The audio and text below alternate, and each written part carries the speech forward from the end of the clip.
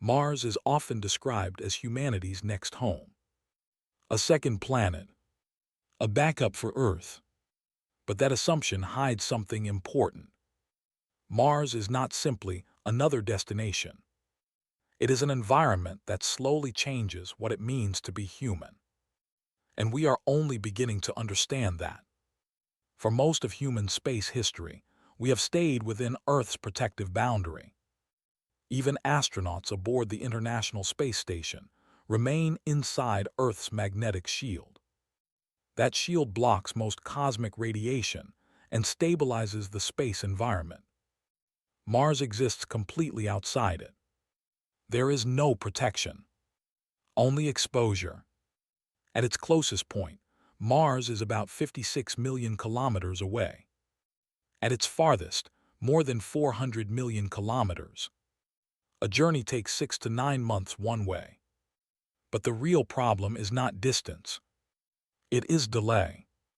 A message sent from Earth can take up to 20 minutes to arrive, and another 20 minutes to return.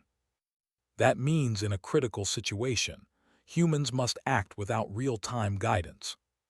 But before we go deeper, there is something important to understand. The most dangerous part of Mars is not what we see. It is what we do not immediately notice. Radiation is the first hidden threat. On Earth, humans receive around 2 to 3 millisieverts of radiation per year.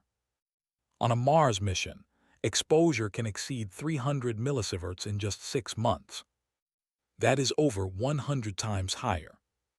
And this is under normal conditions. A solar storm can increase this dramatically within hours. Here is where things become more complex. Cosmic radiation does not only affect long-term health.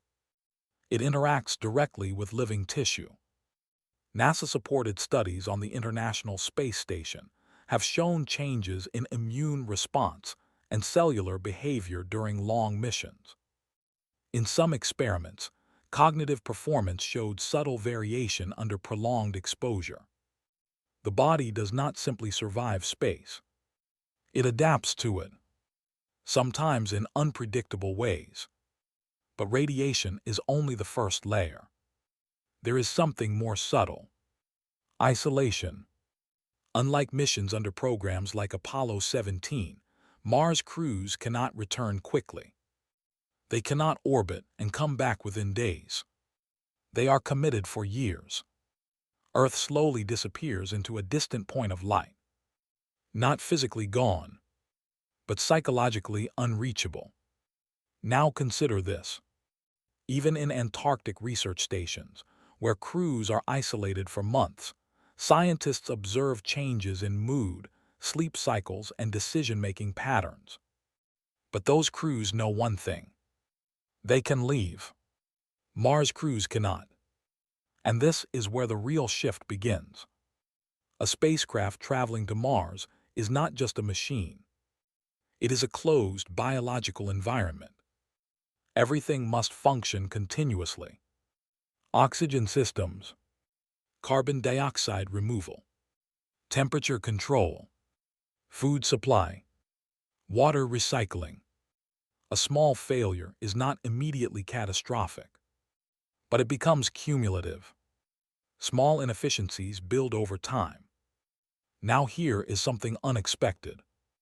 Recent mission simulations have shown that even slight increases in carbon dioxide levels inside sealed habitats can affect concentration and decision speed. Not dramatically, but measurably. And on a Mars mission, where decisions are already delayed by communication gaps, even small cognitive changes matter. There is another layer rarely discussed. Gravity. Mars has only 38% of Earth's gravity. We understand zero gravity from the International Space Station. But we do not understand partial gravity over long durations. We do not know if the human body stabilizes or continues to degrade slowly. Then something more subtle happens. It is not one failure. It is accumulation. radiation slowly affecting cells, isolation slowly altering behavior, reduced gravity slowly changing physiology, communication delay slowly shaping decision-making. Individually, these are manageable.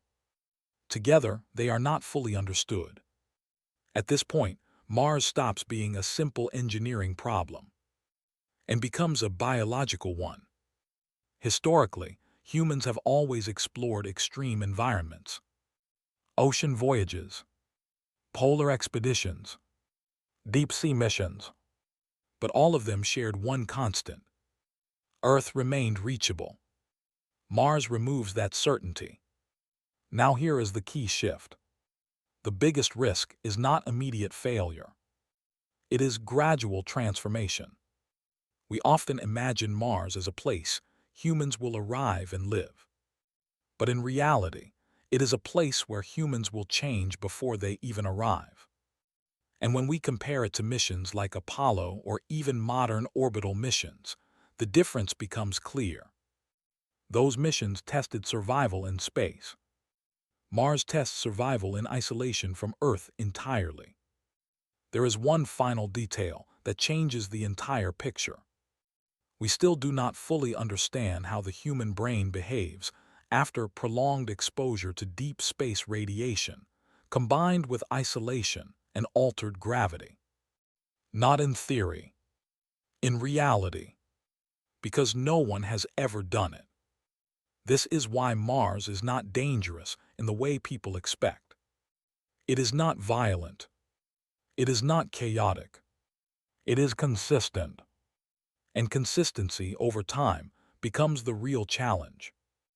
Mars does not need to fight human survival directly. It only needs to remain unchanged. Because in that environment, everything else changes. Slowly, quietly, and completely. It is not dangerous because it is violent. It is dangerous because it is distant. And distance changes everything.